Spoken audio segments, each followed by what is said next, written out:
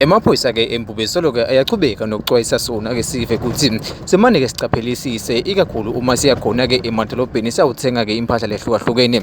Kulandzela ukuthi semaningi emaswati alahlekelwe ngiyitokwe imali ngokuthenga-ke tindlu letingekho ngekhatsi etitolo, nekutsi-ke bahambe bangatiphatsi kahle-ke edolobheni, bahambe bamemeta ukuthi bayawufuna ini kuphi.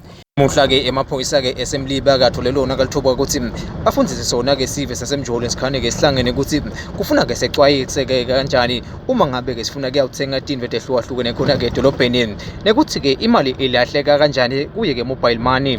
Namhla-ke simele ambikweni-ke singemaphoyisa asemliba nkosi yami, kutonixwayisa nje tintfo kumele nitigadze sisekucala nama-holiday latako.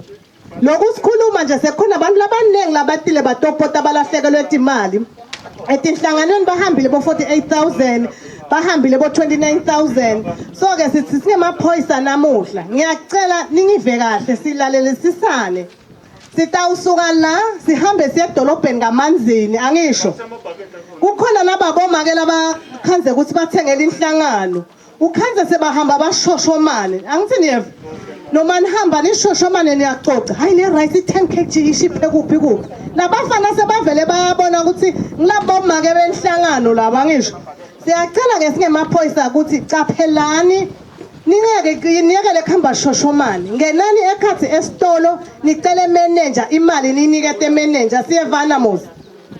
Wesibili, yekelani kuhamba nithenga esitaladini, siyevana. Ngena ekhathi esitolo uthenge i-receipt. Kunebantu labatawuboshwa ngekuthi nje wathenga esitaladini, kungenteka lecingo luthenga esitaladini kwafa umuntu, siyevana. Nguwe-ke lo tabe wehla wenyuka uphendvula ukuthi walithenga kanjani. Uthi-ke lo mthetho kuboshwa wena la itholakele khona kuwe leyo mpahla. Amaphoyisa-ke embuba aphinze axwayisa sona-ke sive ukuthi abonakekile kakhulu ikakhulu uma sebenzisa yona-ke imali yase-South Africa. Kulandzela ukuthi yiningi imali engasilo kweliqiniso lesetshenziswako, ikakhulu khona-ke emadolobheni, imali ebitwa ukuthi ma-counterfeits.